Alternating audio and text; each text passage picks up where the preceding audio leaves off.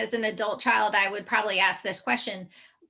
Should I get a baseline for my parent? I see that they're starting to slip, and I'm wondering if I should get a So baseline. I would encourage that, absolutely. Because if you're starting to see something, that's a legitimate reason. There's some memory loss, so that's a legitimate reason to have the testing.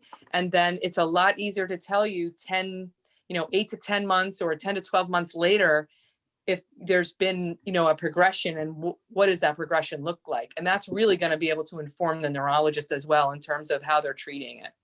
So you work hand in hand with the other professionals to make sure that that person has all the information that they need, and that professional has all the information that they need to move forward with some type of treatment plan. Yeah. So, a lot of time the question is this age-related memory loss? Is it mild neurocognitive impairment?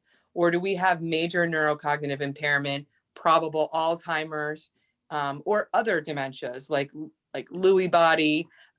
Is it sometimes vascular disease causes dementias. So those kind of diagnoses come from the neurologist, and we help inform the neurologist of what we see in terms of patterns. But the neurologist then is also most of the time doing EEG studies to rule out any abnormal brain function from the EEG, seizure activity, and MRI. So the neurologist can look at the brain structurally. And they're also going to do blood work, because they're going to look at, are there any other neurological illnesses or systemic conditions that are causing any kind of decline? So you never just take a neuropsych test and say, oh, this is this diagnosis, because you really need to cover all bases and figure out, why is there a decline?